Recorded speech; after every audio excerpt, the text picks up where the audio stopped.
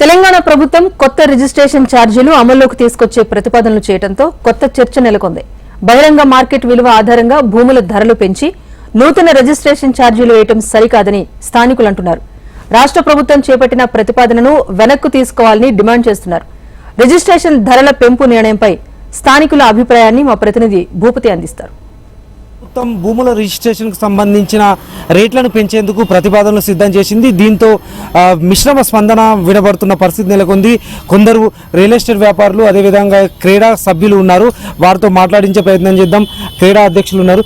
అసలు చెప్పండి, real estate రేట్లు పెంచేందుకు రాష్ట్ర ప్రభుత్వం ప్రతిపాదన తీసుకుంది, దీన్ని ఎట్లా చూస్తారు అన్న? ఇది ఇప్పుడే గవర్నమెంట్ రేటు పెంచే ఆలోచన ఉన్నది, కానీ మార్కెట్ లేదు. చాలా రోజులు 6 నెలలు ఏడాది నుంచి రేట్లు అది వ్యాపారం లేక కింద మీద పడుతున్నాం. మేము ధరలు పెంచడం వల్ల ఇప్పుడే పెరిగి ఉన్నాయి. ఆల్రెడీ ఇంకా పెరిగితే మేము రోడ్డు మీద వాళ్ళ పరిస్థితి వస్తుంది. దయచేసి విరమించుకోవాలని మా క్రీడా తరఫు నుంచి మనం చేస్తాం. ఇప్పటికే ప్రభుత్వము రేట్లు పెంచే కోసం ప్రతిపాదనలు సిద్ధం చేసింది. ఒకవైపు అసెంబ్లీ సమావేశాలు జరుగుతున్నాయి. జరిగిన తర్వాత నోటిఫికేషన్ వచ్చే అవకాశాలు ఉన్నాయంటున్నారు. దీన్ని ఎట్లా చూస్తారు? అసలు ప్రజలకు, బిల్డర్లకు, వ్యాపారస్తులకు ఎట్లా ప్రభావం చూపుతుంది? దాదాపు ఈ రిజిస్ట్రేషన్ ఛార్జీలు పెరిగితే వ్యాపారం, మన రిజిస్ట్రేషన్ లావడం కూడా చాలా తగ్గిపోతాయి. ఎందుకంటే ఇప్పటికే రిజిస్టర్ ఛార్జీలు పెరిగి ఉన్నాయి. ప్రభుత్వం కూడా దీని మీద పునరాలోచించాలి. ఒక వ్యాపారుల పరంగా కాకుండా రైతులకు కూడా ఇబ్బంది అవుతుంది. ఎందుకంటే చిన్న సన్నకారు రైతులు కూడా అన్నల తమ్ముల మీదకి వెళ్ళి ఒకళ్ళ మీద ఒకళ్ళు చేసుకున్న ఛార్జీలు పెరుగుతాయి.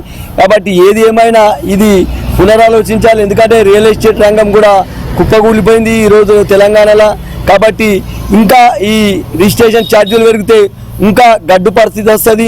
కాబట్టి దీని మీద ఆధారపడ్డ చిన్న చిన్న వ్యాపారస్తులు కావచ్చు, రియల్ ఎస్టేట్ మీడియేటర్లు కావచ్చు, రైతులు, అన్ని రంగాల ప్రజలు కూడా ఇవ్వాలని ఒక చిన్న ప్లాట్, హాఫ్ ఎకర్ భూమి కొనుక్కునే వాళ్ళకు కూడా ఇబ్బంది అవుతుంది. కాబట్టి రాష్ట్ర ప్రభుత్వం పునరాలోచించి దాన్ని విరమించాలని. రాష్ట్ర ప్రభుత్వం ఫీజులు పెంచాలన్న నిర్ణయాన్ని వెంటనే వెనక్కి తీసుకోవాలా?